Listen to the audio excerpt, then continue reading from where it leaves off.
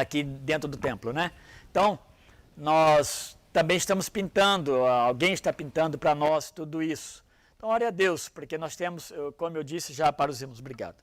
Eu já disse para os irmãos no nosso grupo, né, de WhatsApp, isso não é fácil para a nossa igreja. Nossos gastos, é um gasto bem alto. Então, ore a Deus por isso, para que a gente tenha todos os recursos. Outra coisa, depois eu vou gravar um vídeo para os irmãos sobre isso. Tá. Os irmãos devem ficar sem som, então os irmãos tentem me ouvir, tá bom?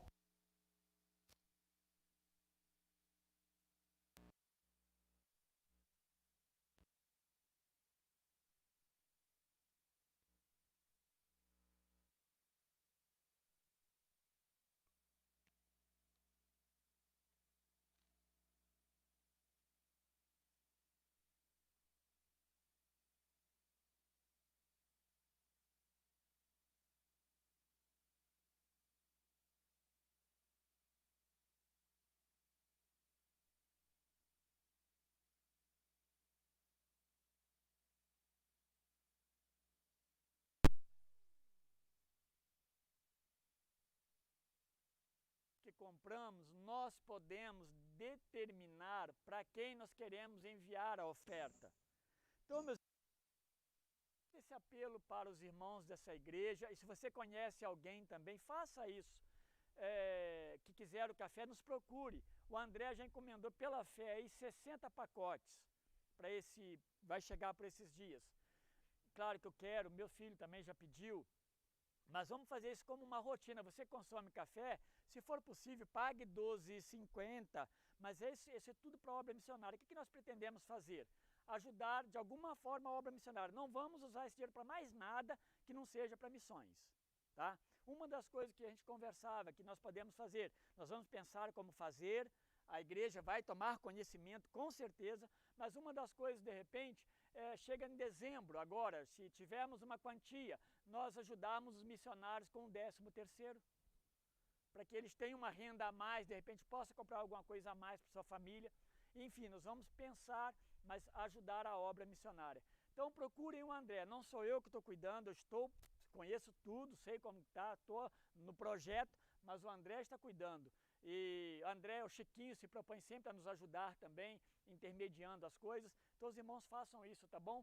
Para que a gente possa, vamos consumir café mesmo, então vamos consumir um bom café e ajudando a obra missionária. É R$12,50 integralmente para a obra missionária, tá? E nós vamos ver para quem nós mandamos. A nossa igreja, lembrando, nossa igreja está ajudando 3 famílias missionárias que já estão no campo, que é a família do irmão João, a família do pastor João, né, o pastor Hernan e o pastor Luiz Miguel. Graças a Deus a gente está podendo ajudar diretamente esses irmãos, além dos outros ajudas que nós fazemos como igreja, tá bom? Graças a Deus por isso. Eu sei. Muito bem. Som. Quer que espera ou... Pode seguindo. Oi? Alô? Tá ligado? Deixa eu ver aqui. Tá.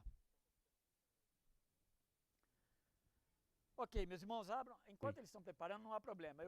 A gente consegue adaptar para quem vai assistir. Abram suas Bíblias no Salmo 122. Aliás, Salmo 122, os versos 1 ao 9. Mas eu vou me deter no verso 1, tá bom? Mas vamos ler todo o Salmo. Salmo 122, verso 1 até o 9.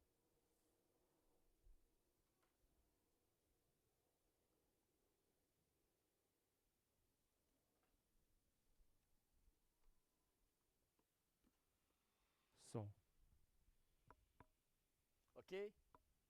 Alô? Salmo 122, versos 1 até o 9. É um salmo conhecido, principalmente seu primeiro verso, tá? Diz assim então a palavra de Deus: Alegrei-me quando me disseram, vamos à casa do Senhor. Verso 2: Pararam os nossos pés junto às portas, ó Jerusalém. Jerusalém, você que está construída como uma cidade bem sólida. para onde sobem as tribos do Senhor, como convém a Israel, para renderem graças ao nome do Senhor. Lá estão os tronos de justiça, os tronos da casa de Davi. Orem pela paz de Jerusalém, que sejam prósperos aqueles que a amam. Reine paz em seu meio e prosperidade nos seus palácios. Por amor dos meus irmãos e amigos eu peço, haja paz em você.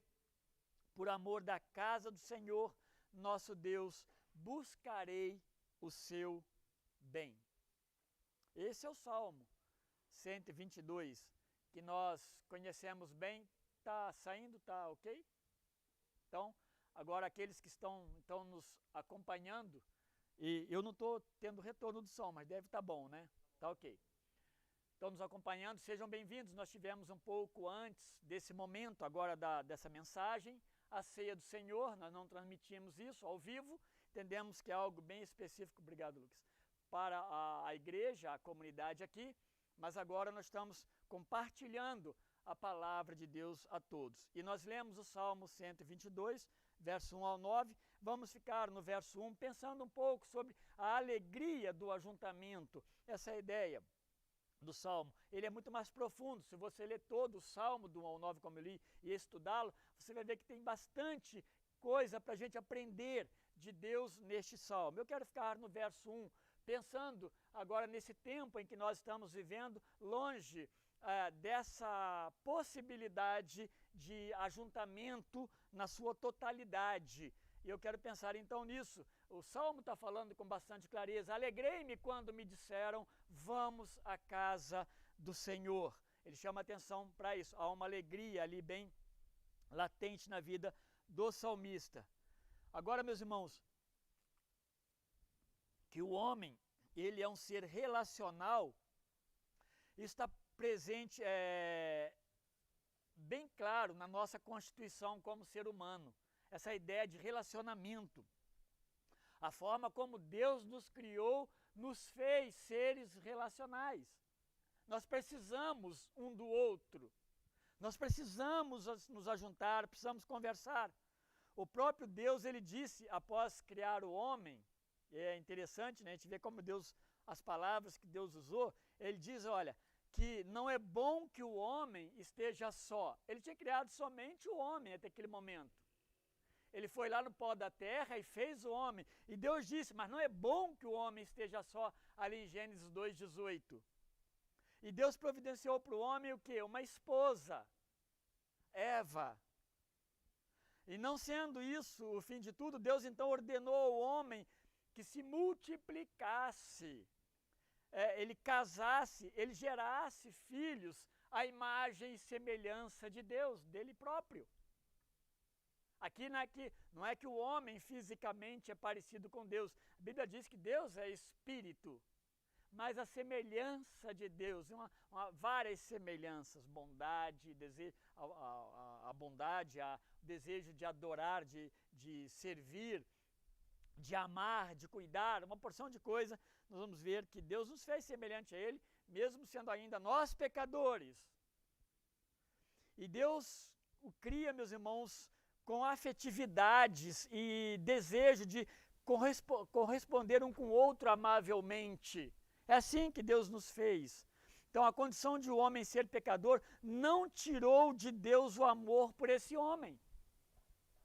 Olha que coisa maravilhosa. Eu não sei se você já passou por isso, mas alguém que lhe faz mal, direto ou indiretamente, às vezes seus pensamentos são pensamentos maus, né? Puxa, às vezes deseja um mal para alguém. Eu não vou achar muito ruim se tal pessoa se der mal na sua vida, porque lhe fez mal. Mas Deus não agiu assim. Deus, mesmo sendo nosso pecador, ele não perdeu o seu amor por nós, ao ponto de nos resgatar por meio de Cristo, como eu já disse agora há pouco. E é interessante que por meio de Cristo, Deus nos reconcilia com Ele. Então há possibilidade então de uma reconciliação com Deus através de Jesus Cristo. Então todo esse Salmo 122, ele é um convite a estar em Jerusalém. Na verdade, ele está discorrendo sobre isso. Adorar a Deus em Jerusalém e por Jerusalém orar, orar e orar. E por quê? Porque nela foi construído o templo para adoração a Deus. Ela foi a cidade que os servos de Deus, Davi, depois Salomão, ali eles como se fincaram o templo. E Deus aceitou. Deus aceitou. Ela tornou-se então o centro de encontro proposital de todo o povo de Israel, onde eles iam adorar. Davi preparou a cidade, Salomão iniciou as grandes obras de construção e alguns anos depois que ele começa, ele ora a Deus num ato de consagração daquele lugar, na verdade, daquele templo que ele constrói para Deus. Mas Salomão, meus irmãos, ele na sua oração e nas suas palavras, ele sabe e ele manifesta que Deus não habita em lugar feito por mãos humanas. Mas Deus aceitou a oração, Deus aceitou a construção e Deus disse que ali ele ouviria as orações do seu povo. Ali o povo poderia cultuar a Deus. Sabemos que Deus determinou para Israel um único lugar onde o povo deveria se reunir para adorá-lo. Isso é conhecido por nós. O Antigo Testamento ensina isso. Não poderia haver dois lugares para adoração. Não poderia haver a cidade de Tel Aviv, de Israel, ou de Belém, ou outra cidade qualquer. Não poderia, tinha que ser uma só. Só um lugar. O povo se moveria para lá. E entre outras coisas, por causa do cuidado de não se desviarem das bases centrais dos mandamentos de Deus. A concentração, o cuidado que seja ali, e ali receberia, ali ensinariam, e ali os profetas, os sacerdotes, mais diretamente, eles manifestariam, eles ensinariam os princípios, os mandamentos de Deus para toda a nação de Israel. Por isso, comumente, ao menos uma vez no ano, os judeus se dirigiam para lá, para Jerusalém, em épocas de festas especiais, para também onde eles levavam suas ofertas de sacrifícios por causa dos seus pecados, e bem como eles ouviam os mandamentos, os ensinos de Deus, e ali eles oravam a Deus também. Quando nós vemos lá no Novo Testamento Jesus falando, contando, né, o que estava acontecendo entre um fariseu no templo e um cobrador de impostos, né, que era chamado pelos judeus de pecador. Eles estavam orando, ambos foram ali no templo, estavam orando a Deus, era um lugar de adoração ao Deus Criador. Quando o salmista, ele se alegra ao ser convidado para estar na casa de Deus, é por causa disso, era uma oportunidade para ele, era um privilégio poder sair de suas cidades, ou todos eles, né, dos seus campos, por mais distantes que pudesse ser, eles adentrarem ao templo de adoração ao Deus Criador que estava, o templo ali em Jerusalém. O lugar onde Deus confirma para Salomão que ouviria as orações do seu povo e em um verdadeiro arrependimento Deus os perdoaria os seus pecados e cuidaria de suas necessidades. É isso. O Deus que criou o homem, o Deus que providenciou a salvação, foi bem falado isso essa noite já, e o Deus que não abandona o seu povo. Quando Deus chama a Abraão, Deus está fazendo e formando um povo peculiar para aprender dele e para adorá-lo e para servi-lo e para, de uma forma missionária, anunciar o Deus como Deus de todo o mundo. O mundo hoje deveria se encurvar diante de Deus, embora não é isso que acontece. Hoje, meus irmãos, essa passagem de Salomão, da oração, da consagração do templo, está ali em 2 Crônicas, principalmente capítulo 7, tá? Hoje os princípios da adoração permanecem para a igreja de Deus, como no Salmo 122. Os princípios, eles permanecem. Agora precisamos lembrar que nós não vamos mais a lugar nenhum levar sacrifício, porque Deus já se fez sacrifício por nós através de Jesus Cristo. Nós não fazemos mais nada em termos de sacrifício para a salvação, porque Deus já fez tudo. Nós não vamos ao templo para nos encontrarmos com Deus. Pela obra de Cristo nós aprendemos que Ele está em nós. Ele mora, Ele habita em nós. A Bíblia diz que nós somos o templo do Espírito Santo de Deus. 1 Coríntios 6,19 é um dos textos que você pode encontrar isso. Mas como convertidos verdadeiros a Cristo, todos os novos templos de Deus, eu estou falando de mim, de você, somos todos nós. Nós nos movemos com alegria para o ajuntamento de adoração ao nosso Salvador, como está acontecendo hoje aqui neste lugar. Portanto, nesse tempo de epidemia e pandemia, nós temos o privilégio de acompanhar de trás das câmeras, né, de casa, mas isso não se constitui em culto de igreja. Porque não há o ajuntamento solene do povo de Deus para a adoração a Deus. Você imagina se houver essa ideia e essa aceitação, como seria daqui a uns anos? Cada um adorando aonde estivesse. Eu estou na praia, eu estou aqui em casa, eu estou não sei aonde. E essa ideia que eu vou falar mais adiante de corpo, como que ela funcionaria? Por isso que o Salmo 122, o Paulo fez uma breve devocional dele na terça-feira passada, me lembro muito bem. Ele está nos conduzindo a esse sentimento, essa verdade de ir adorar. Não que Deus esteja aqui neste lugar e nós tenhamos que vir para cá para adorá-lo, não é isso. Ele habita em nós pelo Espírito Santo. Mas a igreja, ela existe, ela se ajunta. E nós juntos, nós adoramos o nosso Salvador. E nós sentimos necessidade de adorar a Deus juntos. Nós precisamos nos relacionar com Ele.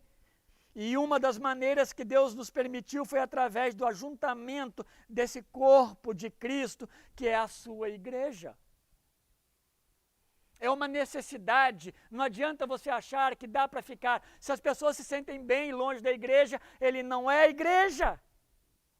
Não está normal.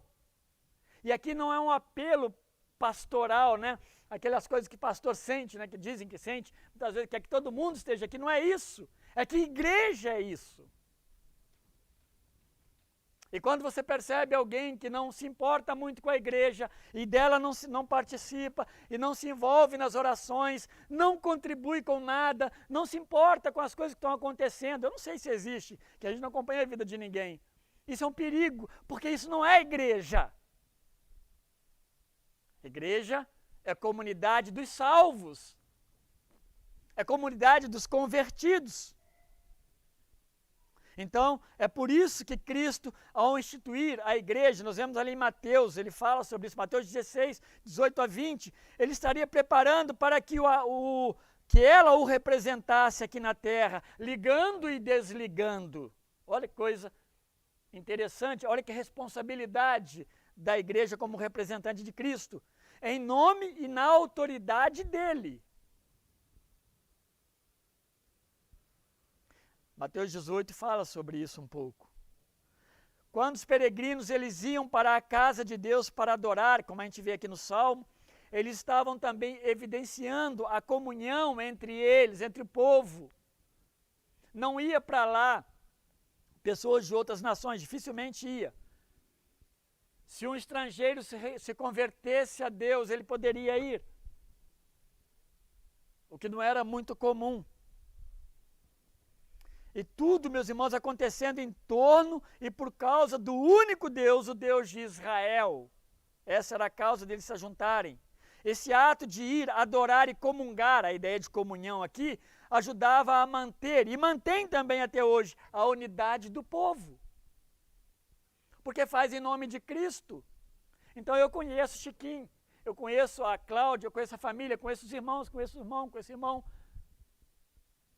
Mas não é de se assustar, muitas vezes, numa igreja como a nossa, que não é grande, de algumas pessoas não conhecerem outras. Mas se você frequenta essa igreja aqui, se você sendo membro a frequenta, é natural que pela própria frequência você conheça os irmãos. Você conheça um ou outro. Mas muito mais do que isso, você possa servi-lo.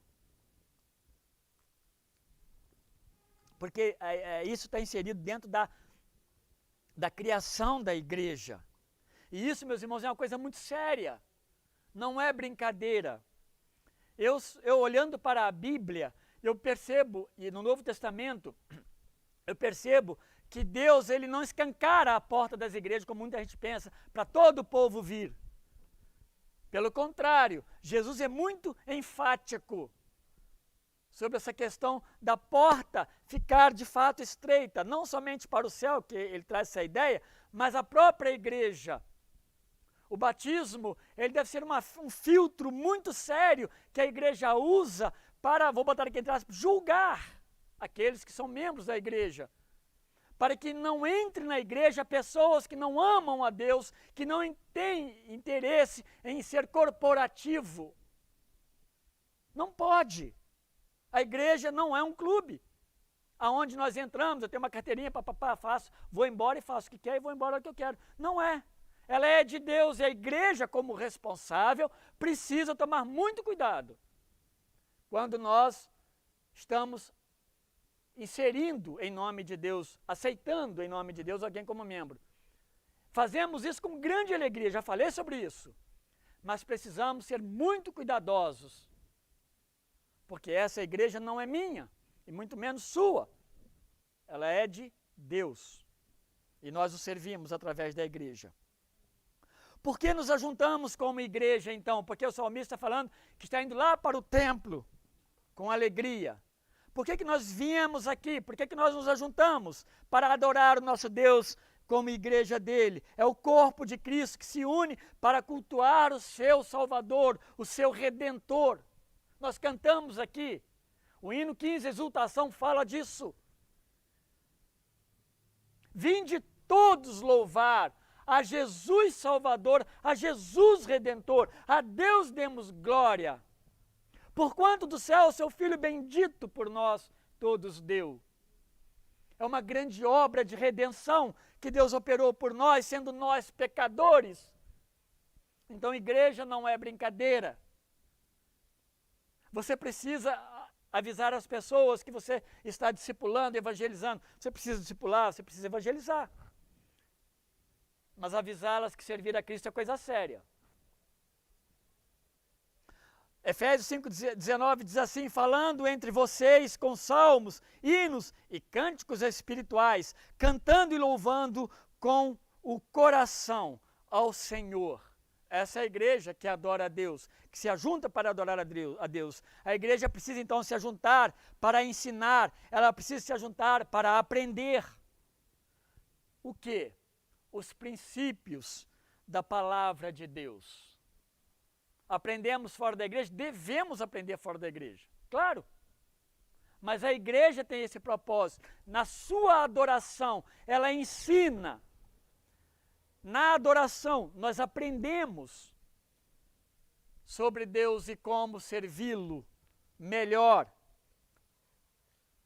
A igreja ela precisa se ajuntar para compartilhar suas necessidades individuais e ajudarem-se mutuamente. Lembra que eu falei que se a pessoa não se envolve, ela não é igreja, e não é mesmo. E não tem ninguém que consegue provar para mim, exceto por doença, exceto por algo justificável diante de Deus da própria igreja. Fora isso, não. Então ela precisa se juntar por causa dessa mutualidade. O Novo Testamento então está repleto de ordens como... Eu andei ensinando nas quintas-feiras várias mensagens, como amai-vos uns aos outros, cuidai uns dos outros, orai uns pelos outros, sejam mutuamente hospitaleiros, exortai-vos uns aos outros. E aí, meus irmãos, uns aos outros na igreja está repleto na Bíblia. e para a igreja. Como você faz isso sozinho? Não tem como.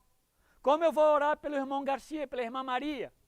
É conhecendo-os, é sabendo que eles são parte desse corpo. Aliás, meus irmãos, a igreja viva, a igreja como corpo ativo, vivo aqui na terra, representando Deus, ela não só ora pelos seus membros, mas ela ora pela família dos membros, ela ora pelo mundo, ela ora pelos governantes, ela ora pela comunidade aqui de Montemor, porque a igreja ela é viva, ela não está morta. Como ser igreja assim, se não compreende que isso só é possível quando entende-se corretamente o papel de convertido e a parte de ser corpo de Cristo? Se não entender essas coisas, não vai entender essas necessidades e nem vai se interessar em participar delas. Você tem orado a Deus pelas necessidades da igreja? Ou apenas você deseja ser servido por ela? Aliás, estou com esse livro aqui, Igreja Intencional, acabei de ler esses dias. O Mark Dever, ele diz aqui 4 ou 5 linhas, mas ele diz assim: cada membro da igreja não foi redimido para ser um consumidor. Deus nos salvou para sermos provedores. Todos nós. Você percebeu?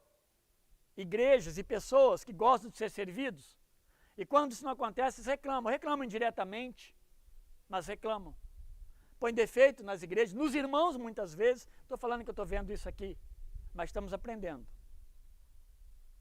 Nós somos chamados por Deus, então, para sermos provedores e não sermos servidos. Se você está achando que eu estou errado, olhe para o próprio Jesus Cristo. Ele veio para prover e não para ser servido. Ele diz mais aqui embaixo: se você é membro de uma igreja local, essa aqui é uma igreja local, você é parte do plano de Deus para o crescimento dessa igreja. Então, igreja sou eu, você, todos que estão aqui. E que alguns que não estão também. Então ore pela igreja, se envolva com ela e por ela. Igreja é corpo e sobre ela é derramado individualmente os dons espirituais. Eu disse que nós vamos começar a estudar os dons espirituais. Pensar em fazer isso na quinta-feira. Não sei se vai dar para fazer na quinta, porque a gente não está transmitindo mais. Romanos e Coríntios ensinam, e Efésios também, eu não pus aqui, ensinam que esses dons devem ser compartilhados entre os membros do corpo para a sua própria edificação. Os dons espirituais, Deus permite ele dentro da igreja, é dado por Deus para a igreja, para ser compartilhado no meio do corpo. Então só pode se envolver e participar e ser abençoado ou abençoar quem é parte do corpo. Não tem como evidenciar os dons fora da igreja, pois ele é específico à comunidade. Aqui eu estou falando, ideia de igreja, não é alguém que não está presente aqui hoje ou em algum culto, mas que de fato entende que é a igreja, é convertido. E obviamente que essas pessoas as que entendem isso, esse irmão que entende isso, ele compreende também a sua necessidade de envolvimento. 1 Coríntios 12 diz assim, 25 a 27, para que não haja divisão no corpo é a igreja, mas para que os membros cooperem com igual cuidado em favor uns dos outros. De maneira que se um membro sofre, todos sofrem com ele. E se um deles é honrado, todos os outros se alegram com ele. Ora, vocês são o corpo de Cristo e individualmente membros desse corpo. A Bíblia é clara sobre isso. Então a igreja é formada por arrependidos que são batizados e inseridos nesse corpo. Então se nós falamos de batismo, batismo tem a ver com ajuntamento, batismo tem a ver com profissão de fé, como nós já dissemos, batismo tem a ver com a aceitação do corpo. Então você é responsável por isso. Quem é a igreja é responsável pela aceitação do novo membro. Igreja não pode haver pessoas em cima do muro. Igreja é pessoas, são os convertidos que trabalham, que entendem o seu trabalho como cristão. Batismo, então, tem a ver com ajuntamento, com essas coisas e tais. Seus membros em plena atividade. A igreja é, então, também o corpo de Cristo se reunindo para celebrar o quê? Nós acabamos de fazer a ceia do Senhor. Isso é atividade. A igreja ela é dinâmica. Então, isso é possível pelo ajuntamento e pelo compartilhamento.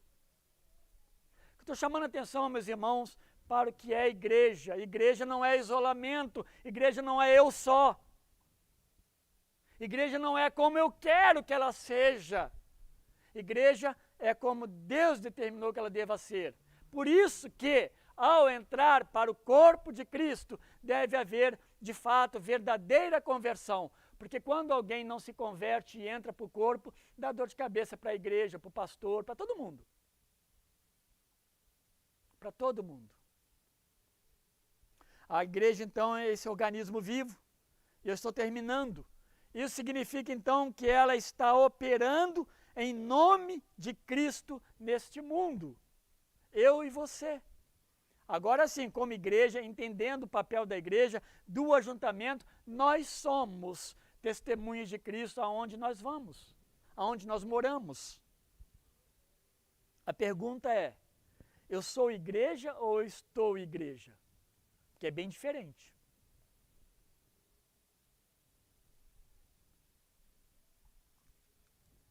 Deus nos chama para sermos igreja e não estarmos igreja. Quem está à igreja hoje está, mas não está. Os salvos, então, são a igreja do Salvador. Que nós nos alegremos por essa igreja. Que quando a gente se mover para esse lugar que nós nos ajuntamos e que estamos cuidando do ambiente dele, haja uma grande alegria no nosso coração por sermos parte dessa igreja de Cristo e operantes nela também. Operantes. Então, que nós possamos falar como o salmista falou. Alegrei-me quando me disseram, vamos à casa do Senhor. A gente faça isso com alegria, entendendo o sentido e significado. E não achando, não tem problema, né? Se eu não for, não é questão de você estar presente, não é questão que você é corpo. E deve estar presente sim. Aqui é o lugar que nós nos ajuntamos para a adoração. Quando nós estamos em casa, nós participamos desse momento, mas não em forma de culto.